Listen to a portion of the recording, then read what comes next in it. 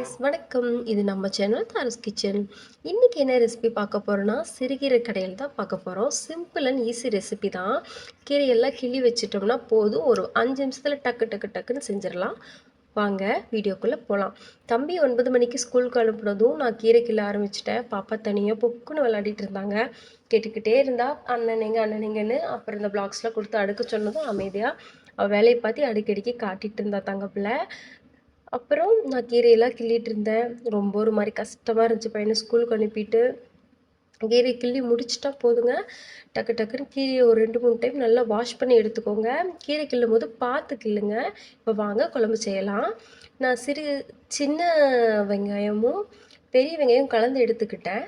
பூண்டை வந்து நல்லா இடித்து எடுத்துக்கிட்டேன். கொஞ்சம் வரமிளகா தேவையான அளவு காரத்துக்கு எடுத்து வச்சுக்கிட்டேன். தக்காளி கட் பண்ணி வச்சுக்கிட்டேன். இப்போ ஒரு கடாயில் எண்ணெய் ஊற்றி சீரகம், மிளகு, கடுகு இதையும் போட்டு தாளிச்சிக்கலாம். இப்போ இந்த எல்லாம் நல்லா பொரிஞ்சு வந்ததுக்கப்புறம் நம்ம இடித்து வச்சுருக்க பூண்டை ஆட் பண்ணிக்கலாம். பூண்டு அப்படியே போட்டால் நல்லா இருக்காது, இடித்து போடும்போது அந்த ஃப்ளேவர் நல்லா இறங்கும். அதுக்கப்புறம் வரமிளகா போட்டுக்கலாம். இப்போ நம்ம கட் பண்ணி வச்சுருக்கிற சின்ன வெங்காயத்தை போட்டுக்கலாம். நிறைய சின்ன வெங்காயம் தான் போட்டேன். பெரிய வெங்காயம் சின்ன சைஸில் பாதி தான் போட்டேன். அது நல்லா வதங்கணும். உப்பு போட்டு வதக்கணும். அப்படி வதக்கும் போது சீக்கிரம் வதங்கி வந்துடும். பாருங்கள், எண்ணெய் தனியாக வந்துருச்சு. இது கலர் பாருங்கள் சேஞ்ச் ஆகிடுச்சு. இந்த டைமில் நம்ம பழுத்த 3 தக்காளியை கட் பண்ணி எடுத்து வச்சுக்கிறோம். அதையும் இது கூட சேர்த்து ஆட் பண்ணிடலாம்.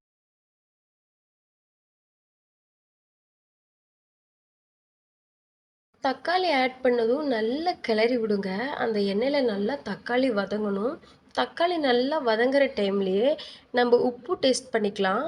கொஞ்சம் 1/4 டீஸ்பூன் அளவு மஞ்சத்தூளை இதில் ஆட் பண்ணி பிளேட் போட்டு மூடி வச்சலாம். தக்காளி நல்லா வதங்கி வரட்டும். வதங்குற வரைக்கும் வெயிட் பண்ணுங்கள்.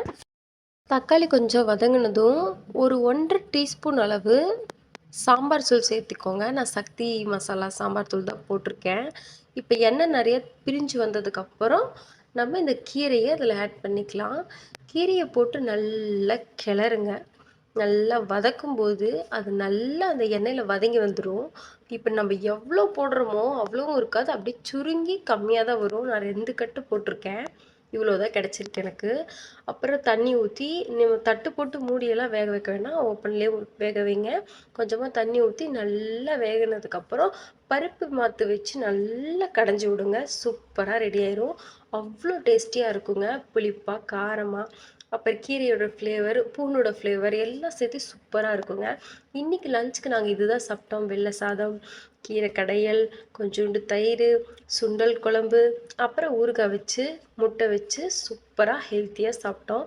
நீங்கள் லஞ்சுக்கு என்ன மாதிரி சாப்பிடுவீங்க? அடுத்து என்ன வீடியோ போடலாம்? இதை நீங்கள் கமெண்ட் பண்ணுங்கள். மறக்காமல் நம்ம தாரூஸ் கிச்சனை சப்ஸ்கிரைப் பண்ணிடுங்க நம்மளே. தேங்க்ஸ் ஃபார் வாட்சிங்.